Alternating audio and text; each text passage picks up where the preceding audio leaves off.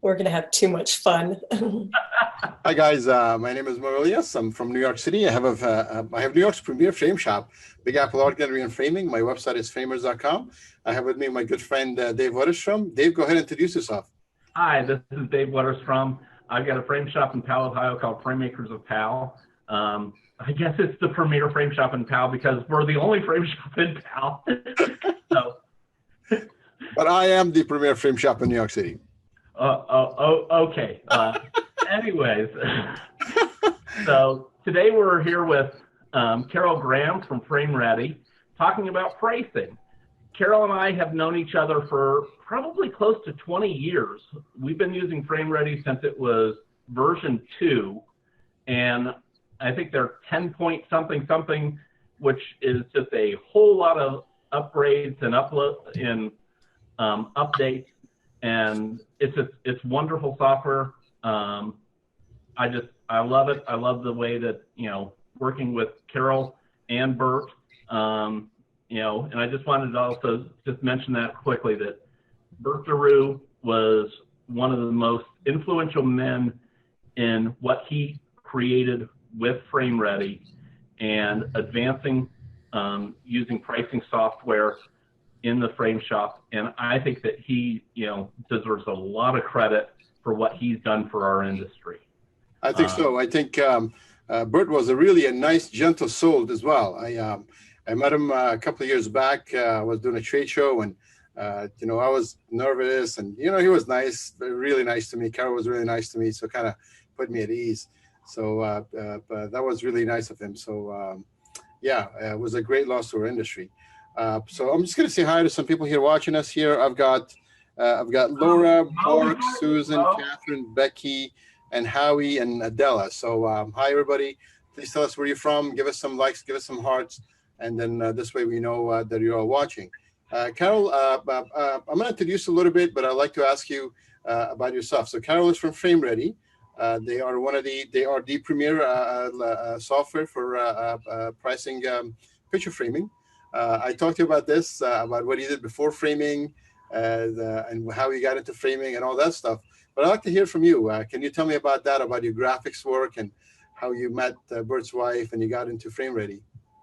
Sure. I used to work in the graphics and darkroom for a newspaper, and that's where I started my first career. And then after that, I became an executive in an international volunteer organization teaching skills in personal development, communications, team building, negotiations, also in finances, Robert's Rules of Order, developing training programs, and training trainers. So it was a vastly different topic that I was teaching and working with than I am doing right now.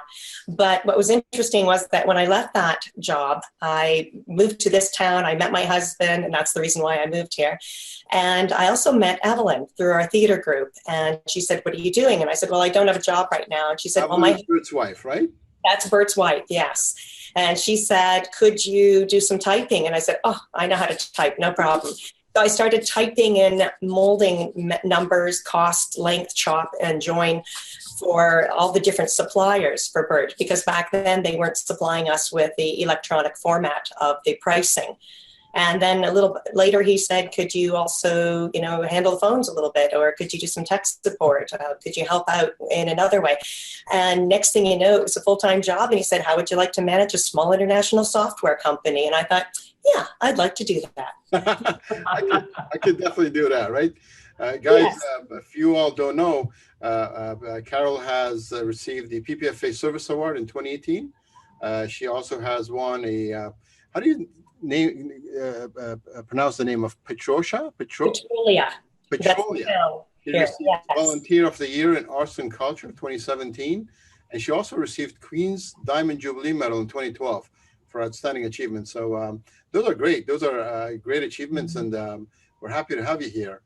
Tell us a little bit about your PPFA involvement, Carol. I started out actually just being a member on the board with the PPFA, and that was probably about 8 or 10 years ago. And since that time, I have become the secretary of the international board. That's wonderful. That's wonderful. Okay, so we're just going to go ahead and jump right into it. I have your slides open, and then you go ahead and make your presentation. And let me know when you want me to start sharing the screen. Okay.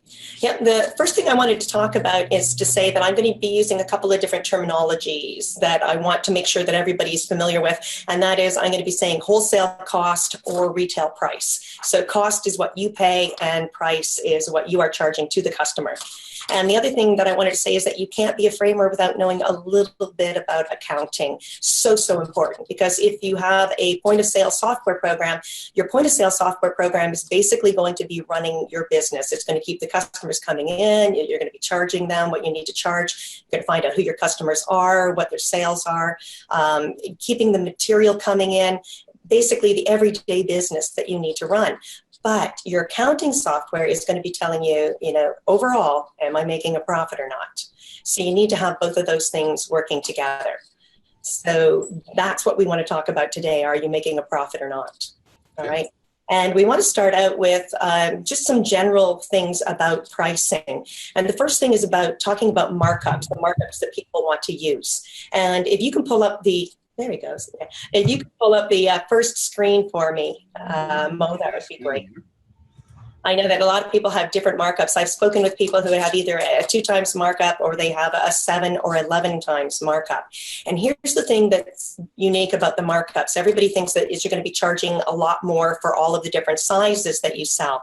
But the truth is, you're going to be charging a lot more for the larger sizes. And if you look at this graph, you'll notice across the bottom, it has the different United inches. So 12 United inches, 18 United inches, all the way up to 72 United inches. And then each of the colors show the different markups. So if you had a 2 times markup, that's the blue column. You're going to be charging a little bit more, for things just 2 times. But as you're going up to the green, which is the 3 times markup, the yellow, which is a 5 times markup, and then the orange, which is the 11 times markup. If you look at the larger sizes, 72 United inch, yes, you are charging a lot more for that product. But if you look at the smaller sizes, they don't change in price that much.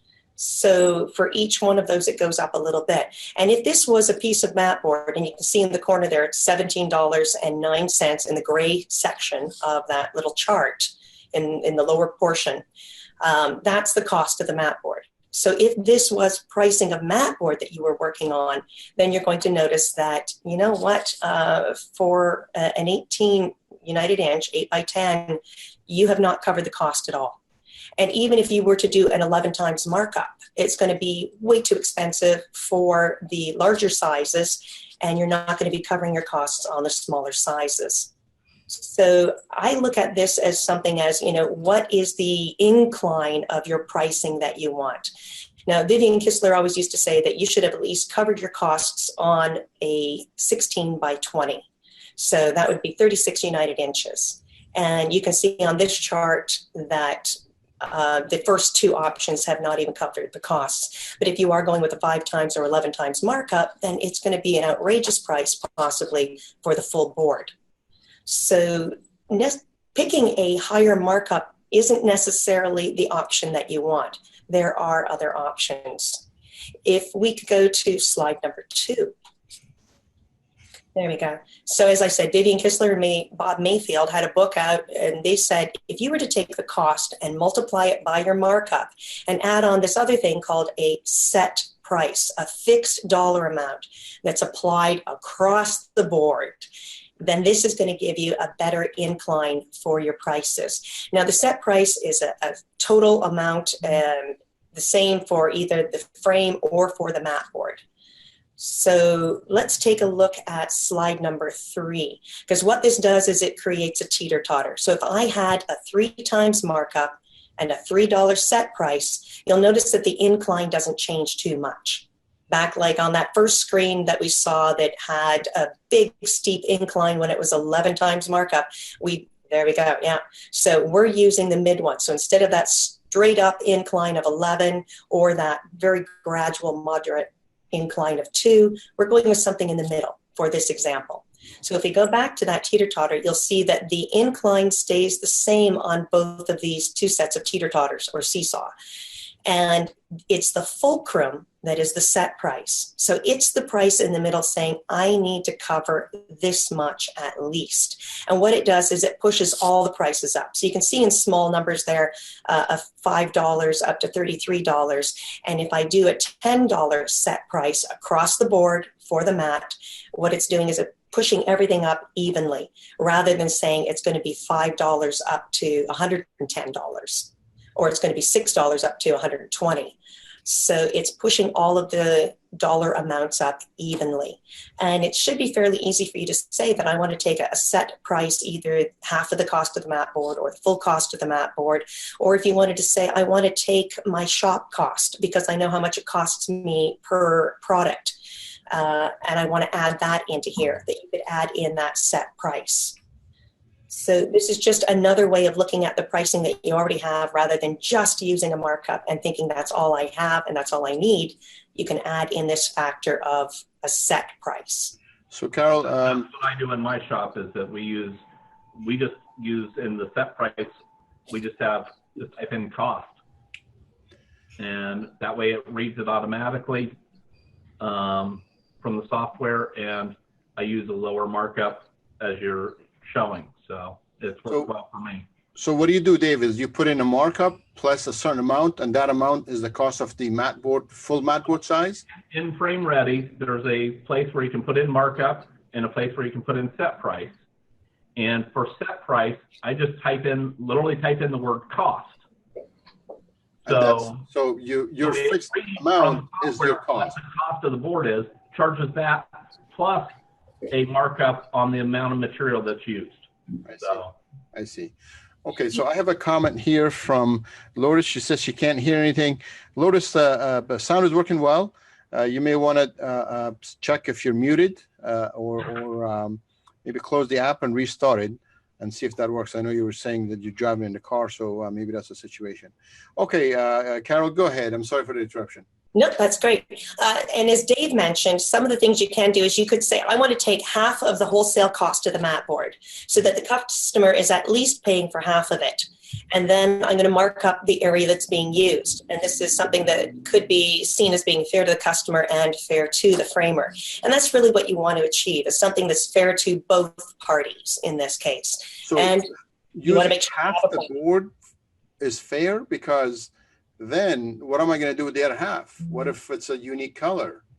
Now that's a different type of pricing. So if you have your standard mats that you've got in, you want to put this pricing structure in place, but then you also want to have something called a minimum price, where you say, my minimum price for this is going to be the cost of the mat board plus $3, plus $5, plus whatever you feel is going to be fair to you and the customer, to say, I still have to cut the mat, I have to order the mat, I have to handle the mat. I want something, if it's an 8x10 and I have to order in a Congo green mat just for that one customer, I want to make sure that I've still covered the cost. However, you may have your in-stock white mat or your in-stock black mat that you don't want to charge that full board cost for.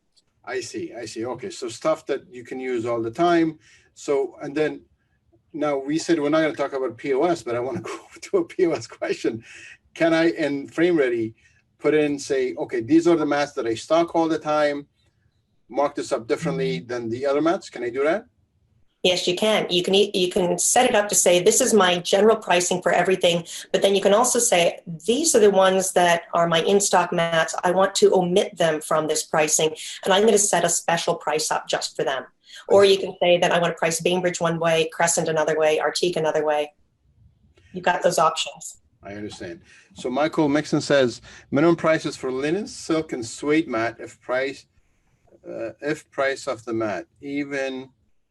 So Michael Mixon sets the minimum price for specialty mats like linen and silk and suede at the minimum cost of the mat, even if it's a 5x7. But how is he going to make money, even if it's a 5x7, but he had to order a $45 mat?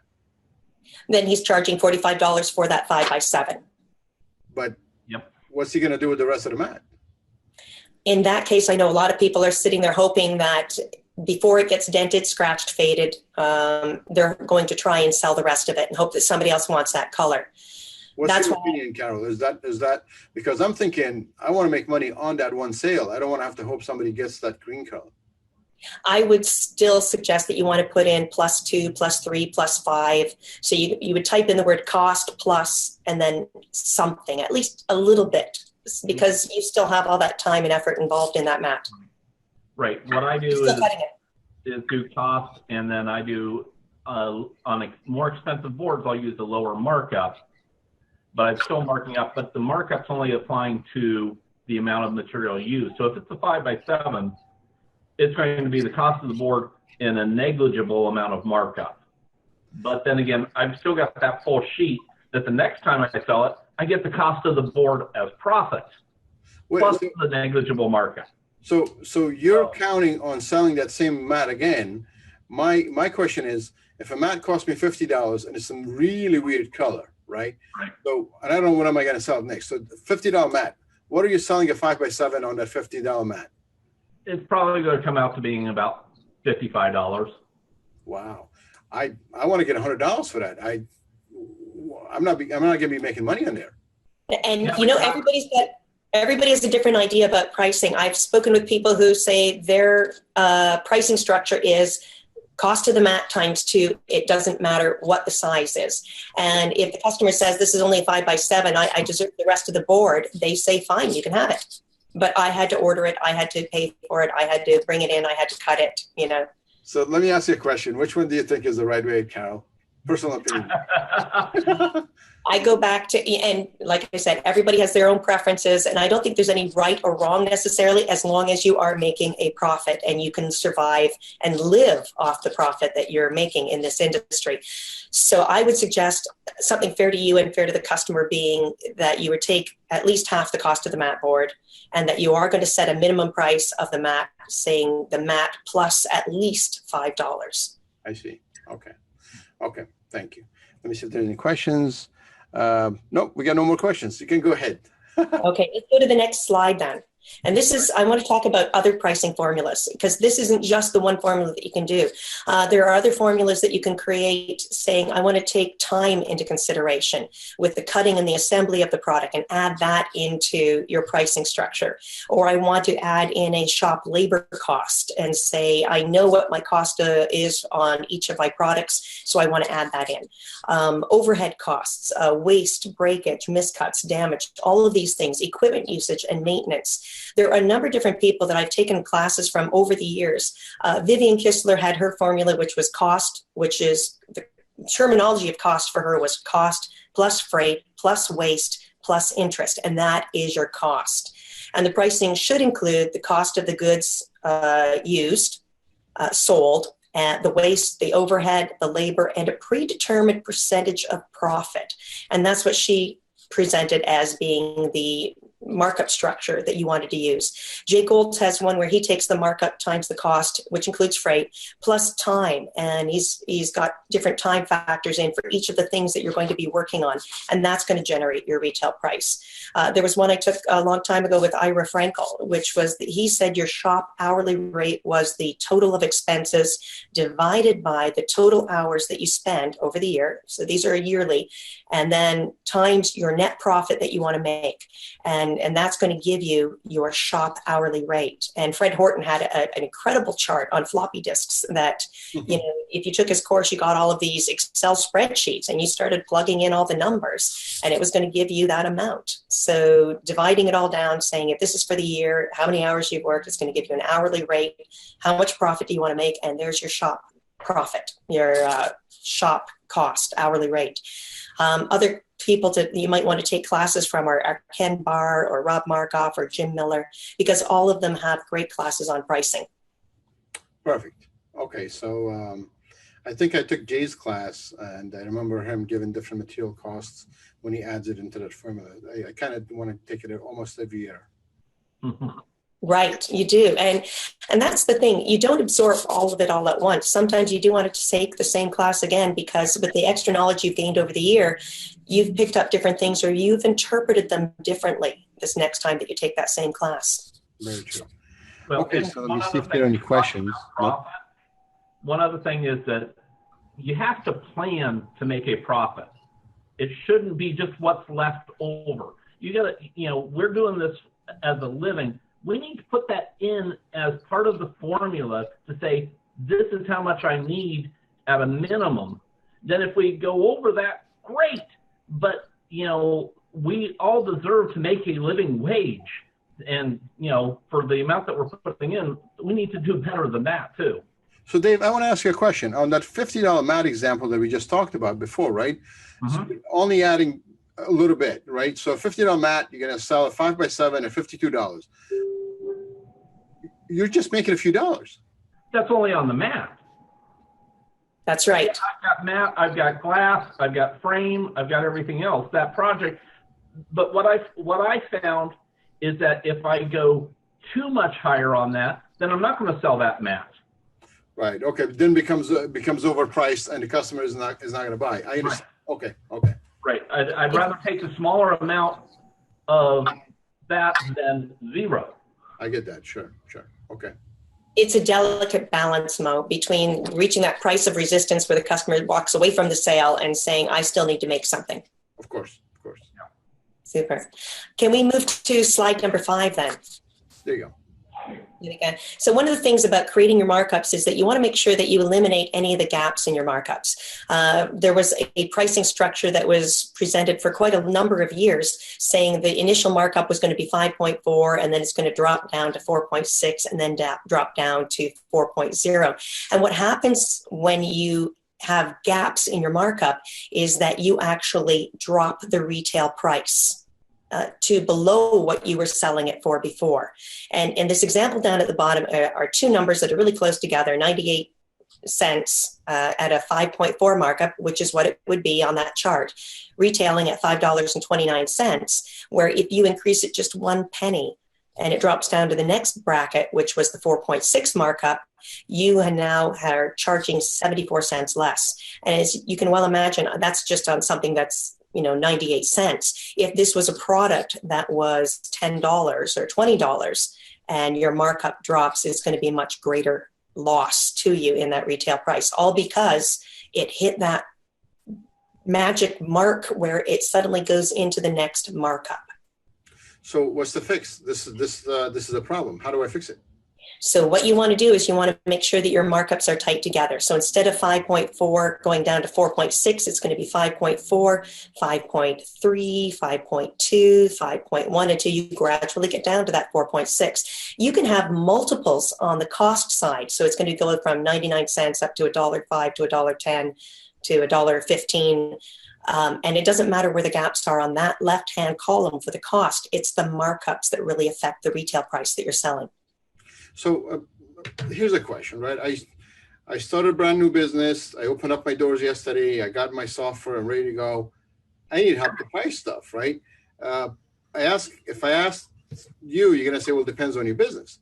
So is there a guideline on how to at least start up with pricing? Is there say, okay, here's what you should start selling at and then fix it or adjust it later? Is there such a thing, or does that not at all exist? There are a lot of industry standards out there. So each of the molding companies will have their default pricing that they would suggest to you as a markup for their product. The point of sale software programs all have a default markup in there. But these are suggested guidelines to get you started. So you're new to the industry, you're not sure what you should be charging, you've got someplace to start.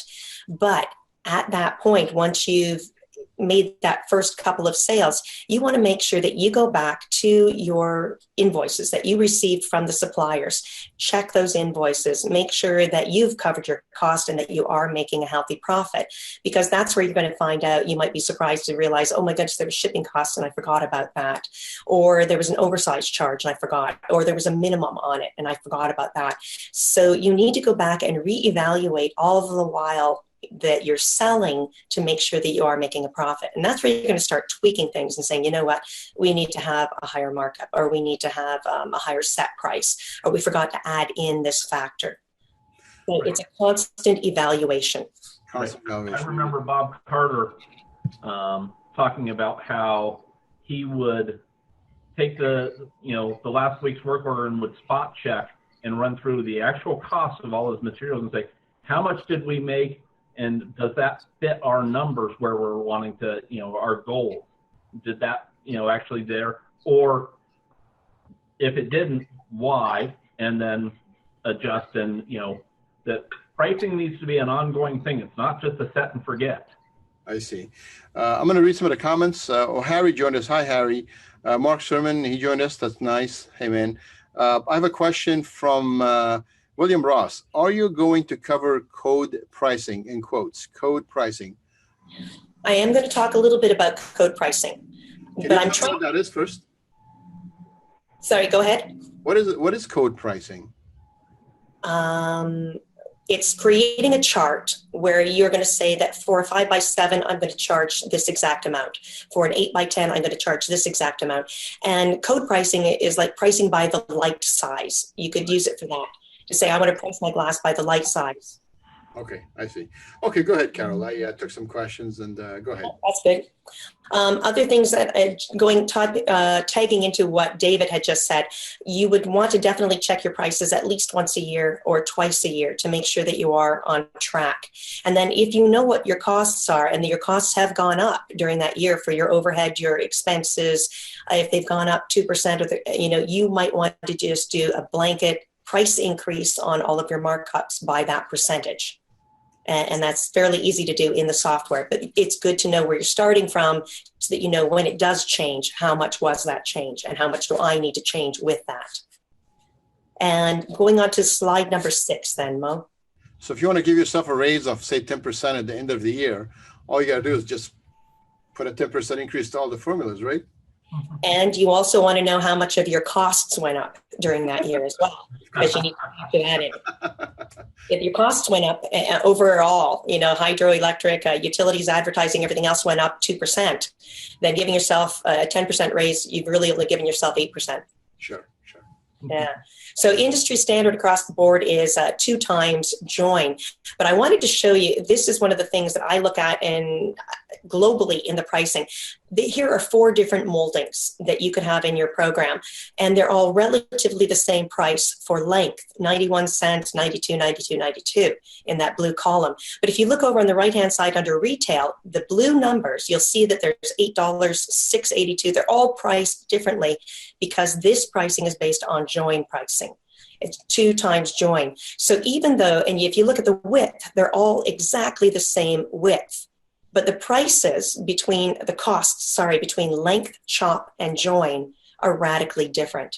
And that could be because they either know that there's a pattern that has to match up, or this molding will chip, or it's difficult to cut.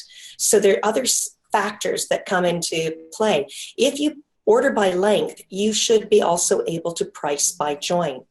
The mistake that a lot of framers make is that they order by length and they want to price it by length, and they say, I don't have to charge as much as the molding company would because it's only me cutting it. And that means you don't want to pay yourself as much as the guy making minimum wage cutting frames in the back room at a large industry. So I'm suggesting to you that you can order by length and still price by join. A lot of the companies have switched to a chop fee plus a fixed amount for joining. But you'll notice even in that chop column that there is variation. So there's a reason for that. And I think the molding companies are smart and they recognize that there are difficult moldings to cut and there are easier moldings to cut. So you may want to take that into consideration as well. So Carol, I have a question. So the joint price that is listed here is going to be the list joint price, right? The catalog says this is $4, $3.41. Now, vendor A gives me 40% off joint price. Vendor B gives me 10% off joint price. Now, how does that work if I said, okay, I want to use the joint price as a formula times 2.7. What was the markup in this example? 2.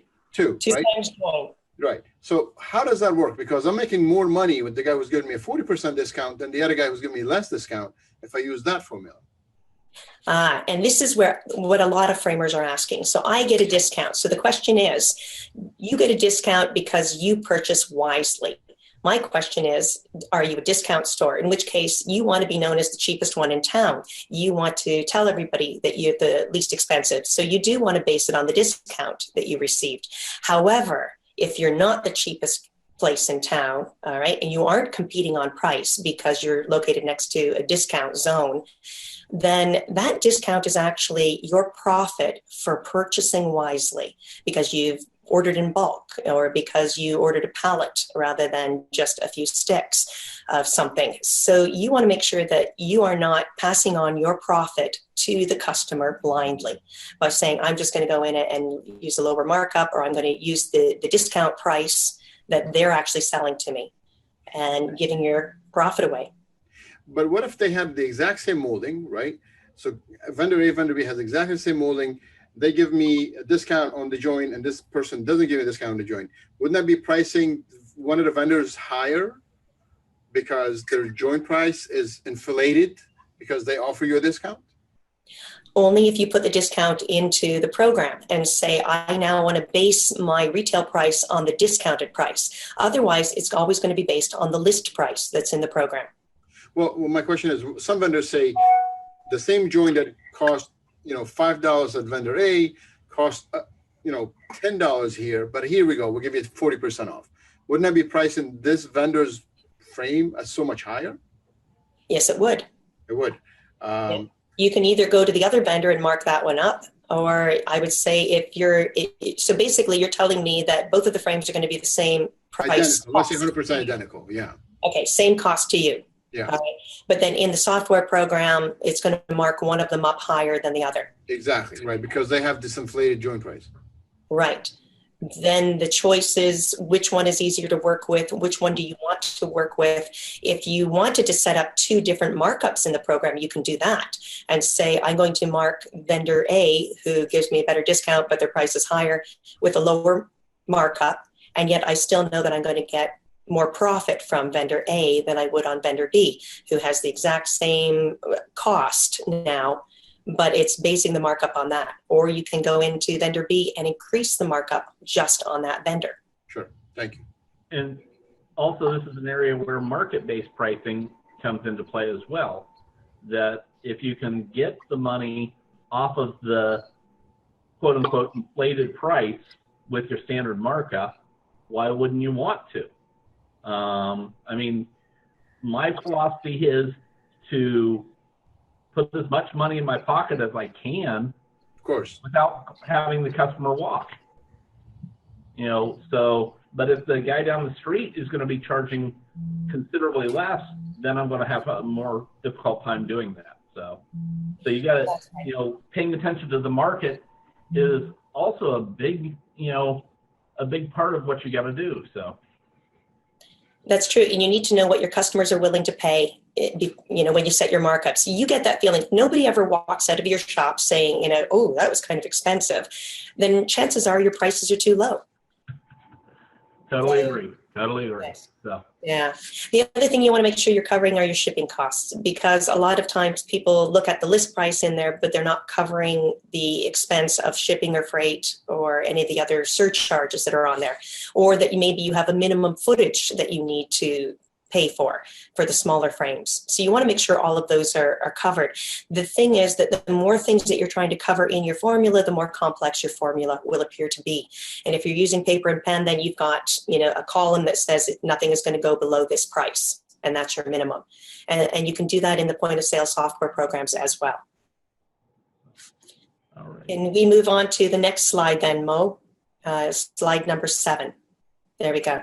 So this is where we start to talk about Mapboard, and code, hang on there, Bill, codes are part of this as well. So a lot of people, when you're using paper and pen method, you're going to design a category for you to price out. And that category could be either the style of the paper for the Mapboard, the type of Mapboard it is. But the difference is, 8-ply Mapboards could be anywhere from $20 up to $50. There's such a wide range of costs in them that if you're pricing each one of those the exact same, then you are most likely losing money. You might be overcharging on some, but you're really undercharging on some others. So the next version of that was to create categories based on price ranges, but still use a chart. Now, if your price ranges are wide in between, you're going to notice that some of these costs are, too wide. For instance, going anything from $16 to $25. And if you're on the $16 mat, then maybe that's okay. But if you're on the $25 mat, then you haven't charged enough. Again, you're losing money. The other thing that could happen is that the minute it goes up from $25.17 up to $25.20, all of a sudden the cost of that 50 United inches went from 73 to 99. And it's made a major jump in the prices. The customer coming back, after a month or two, saying, I want to have something framed the same way, is now going to be aghast at the increase in price that they suddenly had of $20. Yeah. So that's one of the reasons why I would say I wouldn't want to price by category. And this is a chart that you would create. It's much better if you can actually price by the exact cost. So you can create this with code tables. Now, one of the nice things about code tables, and if you're looking at this chart on the screen, you could actually inflate certain sections. So if you look at that first one, 18 United inches is 1595, and then 21 is 1802. But if you decide that, and you look at your reports and say, the mats that I sell, or the sizes that I sell the most of, are someplace between 8 by 10 and 16 by 20. Then I want to have a little bit of an inflation in there that's my best profit zone. I want to make sure that I'm making the most profit on those mats. But if the sizes that you sell the most are anywhere between 16 by 20 and up to 24 by 30, then that's your profit sector. You want to say, I might want to bump that section up. And create a little bit of an inflation area there to make sure that they are the most profitable mats for me. You're not going to worry so much about the 5 by 7. You're not going to worry so much about the 40 by 60, as long as you're covering your costs and you are making some profit on that section. But you want to make sure that the mats at the bottom are not being overcharged. The mats at the top of these charts are not being undercharged. So let's take a look at the next slide. This is slide number 8. Okay, and just before I say that, the next thing is, a lot of people have their sliding scales where it goes up to $35, and anything after $35 for your mat board is just this blank markup. It's time to reevaluate that, because the cost of mat board has gone up astronomically. There are $300 mats now, and you may not want to mark them up at your base minimum of 3.5 or 3. You may need to increase some of those markup scales that you have. So just wanted to say that. So this is this pricing structure that I would recommend. If you could do it, you want to base it on the cost of the mat, the actual cost of the mat, and then multiply it by markup, add on that set price. And you want to do a sliding scale versus a straight markup. And I know straight markups are great. A lot of people like them because it's so easy. It's saying everything's 3 times and that's it. The idea is that if 3 is your base minimum, then you may want to have more of a markup on some of the less expensive mats. And if you do have that $300 mat, you might want to have a 2 times markup on it so that you can sell it without gouging the customer as something like that. Because anything that you're still going to make a great profit. So the example is $5.99 at a 4 times markup, you're going to get $17 profit. But a $45 mat at only a 3 times markup, you're going to make more profit than you will on the mat that you've marked up more that's very inexpensive. Right. One thing I always say is you think dollars to the bank, not percentages. Yeah. That's right. That's right. And looking at the other part on this screen, you could say, I want to have a base minimum to say that I never want, and this is where we were saying, I never want to go below the cost of the mat board plus a fixed dollar amount. And in the software programs, it'll find that magic number. If you're working with paper and pencil, it might be a little harder to find, but you may want to have something that says never go below the cost of the mat, especially for those specialty mats that you have to order in. Yeah. That you think, I'm never going to use this again. So we'll do our best with it. Yeah. Okay, let's move on to slide number 9. And this is where United inch versus square inch versus light size. When people are pricing out glazing, and I just came across this recently, and I was really shocked at some of this. This part I knew about United inch. You've got 16 by 20 piece of glass that you're going to sell, and you look at the chart over on the left-hand side in the blue, and it says it's going to be 36 United inches, no problem. I'm going to charge the customer $21.17. There's our code that we're going to use. We created a code, and it's going to price by the light size. Now, the problem is that if you're pricing by the United inch, an 8 by 28 piece of glass is also 36 United inches, and you are only going to be charging the customer $21.17 for a piece of glass that's really going to be 22 by 28 if you order that size, or it may have to be larger. So you're actually using a larger piece of glass, but you're actually charging the customer less if you're pricing by United inch. If you're pricing by square inch, it's worse. You are actually charging less, because a 16 by 20 is 320 square inches, but an 8 by 28 is only 224 square inches. So now you've charged the customer less for the larger piece of glass that you have. If you're going to make a choice between square inch or United inch, I would always go with United inch. United inch is in favor of the framer. Square inch is in favor of the customer. And in the case of glass, it's definitely working against the framer. So what do you recommend? Using light pricing on glass? Yes. Always use light size pricing on glass. And when I'm working with people on glass pricing, what I like to do is go through and say, what sizes do you order?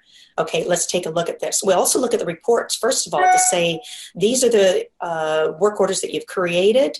And it gives you suggested glass sizes to say that, so even if you don't order 22 by 28, it might say on the report that you had 20 pieces that you used this last month for 22 by 28, which gives you an idea that says, maybe I should be ordering that size. But if you look at the reports to say what sizes do you have that you do order, what should you order, and you come back to the chart and say, let's take a look at things that should not be on this chart. For instance, there's 32 by 40 on the chart. So I'm going to order a piece of glass that's 32 by 40. I'm going to charge the customer $69.70. Now there's also on this light size chart, 30 by 40. Let's take a look at this and say, you know what, that doesn't make sense. I'm going to use a 32 by 40 piece of glass. I'm going to have the extra labor to cut that off. I'm going to have 2 inches of scrap that I can't use, and I'm going to charge them $3 less for that. That doesn't make sense. So you want to make sure that any of the sizes that are on your chart, you have reusable scrap. So if the only size that I ever buy is 32 by 40 and everything's cut out of that, all the other sizes that are on the chart have to make sense. That whatever's reusable scrap is truly reusable scrap that I can use and put back into circulation. Taking into consideration as well for things like museum glass or acrylic, the more you handle a piece, the more likely it's going to get scratched, damaged, unusable. So if I were, for example, someone who only orders a 32 by 40 sheets of boxes of all my glass. So all my glass, I order 32 by 40. So it kind of makes sense to only have a 1620 price here and a 20 by 30 price, because a 20 by 30 or 20 by 32. So it'll be half the sheet or a quarter of the sheet, right? And then forget about the rest of them. Right. You could, if you wanted to, you could have the 8 by 10 because that's a quarter of the 16 by 20. So, yeah. Well, makes sense. One other thing that I've done, because if you remember right, I'm the one that kept bugging Bert to put in light size pricing, and I finally got it. Yes. But one other thing that we've done, because we get panoramics in, and so I also added in a 16 by 40 and a 12 by 36.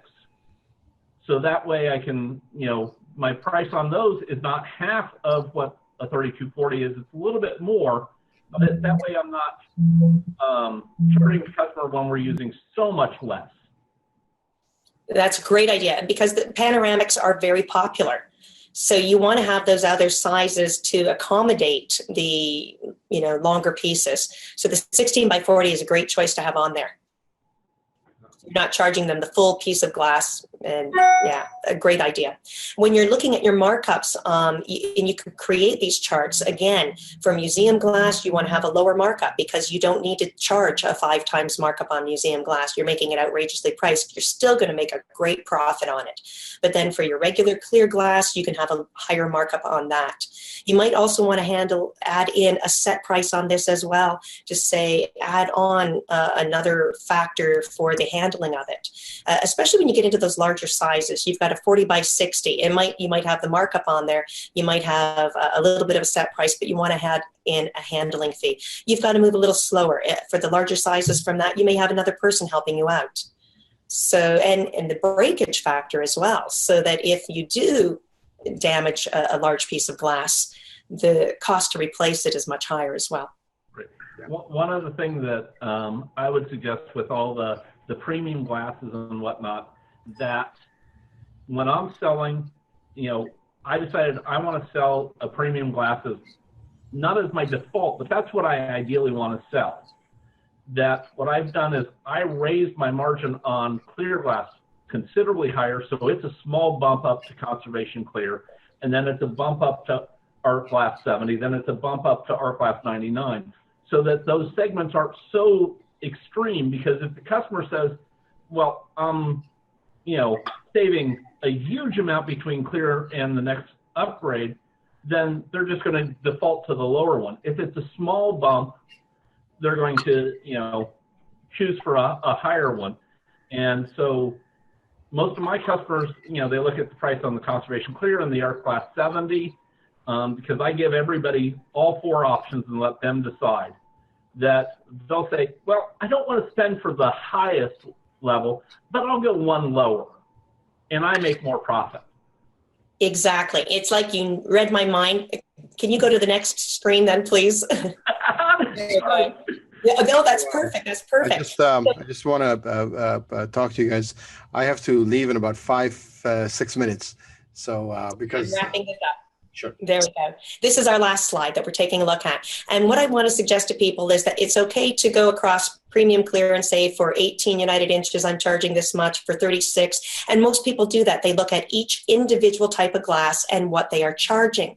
What they don't do is go down the columns. And if you want to draw a line there, Mo, going down from 36 United inches all the way down, you want to take a look at each size moving upward, because this is where you're going to find out. You want to make it an easy transition, just as Dave said, to move up to the next size. This is also going to show you where you might have a glitch, because if you take a look at that, and the conservation clear, it's only being priced at $22.20, while the reflection control is at $22.22. So each one of the lines on conservation clear, while it looks okay going across horizontally, for 18, 36, 72 United inches, it's causing a dip in your prices when you're trying to move a customer up to the next size. And it may not be across all sizes. I've seen this where somebody will have 18 United inches is okay, but when you get to the 32 by 40, all of a sudden it's dipped in just that one box. So you want to do a cross-check on all of them to make sure that it's an easy transition and that you haven't lost money on one of the sizes. But you recommend using a light size anyway, right? So this doesn't apply in a light size situation? Right. So you're always pricing by the light size on glass. Sure. So I got a question for you now. If I had a POS system and I update my pricing for the frames, it gets updated, the mats get updated. The glass prices, do they get updated? Why not? No, they don't. Molding prices get updated because even with just one molding company, you're looking at maybe 10,000 molding items or 800 molding items. So it's a major concern to update those. However, glass, you're looking at maybe 5 to 10 different items that you need to keep up to date. Now, the other thing is that almost every manufacturer out there has glass, and they all have their own unique pricing or cost that they're going to charge you for it. Plus you get your discounts. So it's a simple matter of you saying whenever their prices change, you need to go into those 5 or 10 items and update them. Wouldn't it make my life easier if my POS system, sorry, no, not Lifesaver, no Frame Ready, just anybody, right? They get, let's say, Larson's pricing, list price, International's list price, who else is the big vendor? Take that, plug that in here for me. So at least I'm not losing money. So I have all my markups adjusted with that cost. Wouldn't that make a little bit, my life easier? It would make things a lot easier for each of the individual people if we provided that. However, we're already looking after over 200 different molding companies and mat board companies. To add on each of them, or even if it was 100 of them that all had glass pricing as well, Well, would be instrumental for us. what if you just took Larson's price list, because they're the biggest player, at least in the U.S. market? Yeah, no. The minute that we add one in there, everybody wants the other ones as well. I'm going to tell you the same thing I tell other people, and that is, when you're operating the computer, we expect you to be cognitive of what you're doing when you're handling the mouse. You have a responsibility to your business as well to make sure that you update the costs in there, whether it's for the mounting board or the mat board, the glass. We're making it easy for you for those large volume of items. However, glass is just 5 to 10, possibly 20 even. And you don't have to update them as regularly as you do the molding and mat board. Molding and mat board companies used to change their prices or provide new items once a year, maybe twice a year. Now they're doing it on a weekly, monthly basis where they are changing products. So we have to keep up with that constantly. So sorry, Mo, it's going to be... The reason I ask is, and Susan here, she says, I thought the glass companies directly downloaded to POS system. That is not a fact. They do not. The reason I asked, because I was trying to help somebody with their pricing, and I don't know anything about pricing myself, but at least I was looking at them and they had Lifesaver, and I went in and I said, well, let me look at glass pricing. He showed me the glass pricing, 32 by 40 museum glass. He was selling for $65. And I know it costs at least $85 on average across the board in the US. So this person was losing money on his glass just there, So, right. For somebody like this, for somebody like him, at least would have helped to have that in. Most of the POS providers will update molding, mat board, and fabric. Everything else that's in that program, you need to look after yourself. You need to update the wholesale costs and your markups. All right, so just pull out your price list there and price those out. Okay. Right. Okay, make sure. Let me see. There's one more question. How do you include the price of all the extra materials like fitting and hanging? Do you have fixed price or have a table by United Inch? Oh, she's talking about the extra materials like fitting, hanging, double-side tape, all that stuff that goes in. It really depends on the item. If you have a fixed item that it's just one solid item that's being added into the framing. So shop labor rate, so it's just 1 hour. So you're going to put one item in. There's other items that I would put in. For fitting, I would have a scaled item pricing range. Anything from 8 by 10 up to 32 by 40. You could put in so much per United Inch and then add on to that a fixed set price. So that's going to raise all of them up across the board.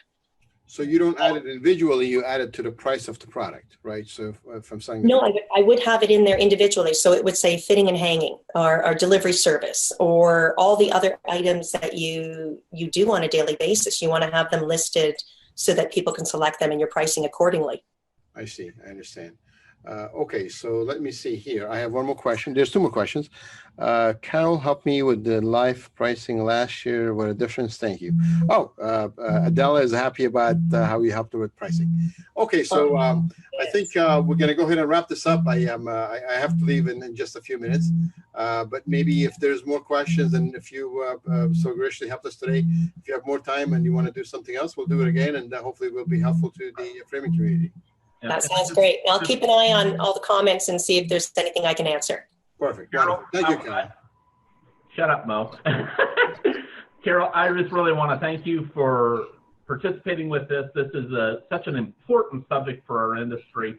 And I just want to thank you for all your prep work that you did getting ready for this and your thorough understanding of our business. I know you didn't necessarily come in from the framing side. And I just wanted to really thank you for that. And just kind of give you an air hug. Aw, air hug right back to you. I'm gonna butt into that air hug because I need one right now after I was told to shut up. Yeah. Well, thank you very much for this opportunity, gentlemen. I really appreciate it. Carol, thank you very much. We appreciate it very much. Good night, everybody. Good night.